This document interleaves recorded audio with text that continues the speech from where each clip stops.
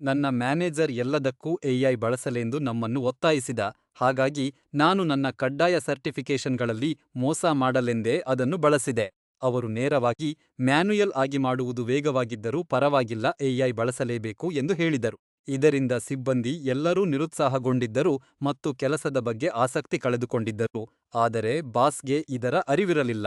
ನಂತರ ಅವರು ಕೋಡಿಂಗ್ ಹೊರತಾಗಿ ಬೇರೆ ವಿಷಯಗಳಲ್ಲೂ ಎಐ ಬಳಸಿ ಕ್ರಿಯೇಟಿವ್ ಆಗಿರಲು ಹೇಳಿದರು. ನಾವು ಹಿಪಾ ನಿಯಮಗಳ ಅನುಸಾರ ಸಾಫ್ಟ್ವೇರ್ ಬರೆಯುವುದರಿಂದ ನಾವು ಈ ಬೇಸರ ತರಿಸುವಾಯಿಸುವ ಆನ್ಲೈನ್ ಕಂಪ್ಲೈಯನ್ಸ್ ಕೋರ್ಸ್ಗಳನ್ನು ಮಾಡಬೇಕಿತ್ತು. ಆಗ ನನಗೆ ಒಂದು ಐಡಿಯಾ ಸೂಚಿಸಿತು. ನಾನು ಕ್ಲೌಡ್ ಅನ್ನು ಆ ಸೈಟ್ಗೆ ಲಿಂಕ್ ಮಾಡಿ ಪಪ್ಪೆಟಿಯರ್ ಬಳಸಿ ಇಡೀ ಪ್ರಕ್ರಿಯೆಯನ್ನು ಆಟೋಮೇಟ್ ಮಾಡಿದೆ. ನಾನು ಸುಮ್ಮನೆ ಕುಳಿತು ನೋಡುತ್ತಿದ್ದಂತೆ ಆ ಎಐ ಪುಟಗಳನ್ನು ನ್ಯಾವಿಗೇಟ್ ಮಾಡಿತು, ವಿಡಿಯೋಗಳನ್ನು ನೋಡಿತು ಮತ್ತು ಟೆಸ್ಟ್ಗಳನ್ನು ಪಾಸ್ ಮಾಡಿತು. ನಮ್ಮ ಮುಂದಿನ ಸ್ಕ್ರಮ್ ಮೀಟಿಂಗ್ನಲ್ಲಿ ನಾವು ಎಐ ಅನ್ನು ಹೇಗೆ ಕ್ರಿಯೇಟಿವ್ ಆಗಿ ಬಳಸುತ್ತಿದ್ದೇವೆ ಎಂದು ಮ್ಯಾನೇಜರ್ ಕೇಳಿದರು. ಆಗ ನಾನು ಹೆಮ್ಮೆಯಿಂದ ನನ್ನ ಹಿಪಾ ಸರ್ಟಿಫಿಕೇಶನ್ ಅನ್ನು ಪೂರ್ಣಗೊಳಿಸಲು ನಾನು ಎಐ ಬಳಸಿದೆ ಎಂದು ಘೋಷಿಸಿದೆ. ಇಡೀ ತಂಡವೇ ನಗಲಾರಂಭಿಸಿತು.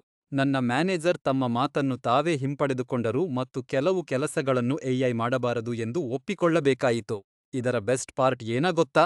ಕಂಪನಿಯು ಪ್ರತಿ ವಿದ್ಯಾರ್ಥಿಗೆ ಹಣ ಪಾವತಿಸುತ್ತದೆ, ಹಾಗಾಗಿ ನಾನು ಮತ್ತೆ ಆ ಕೋರ್ಸ್ ಮಾಡಬೇಕೆಂದರೆ ಅವರಿಗೆ ಮತ್ತೆ ಹಣ ಖರ್ಚು ಮಾಡಬೇಕಾಗುತ್ತದೆ.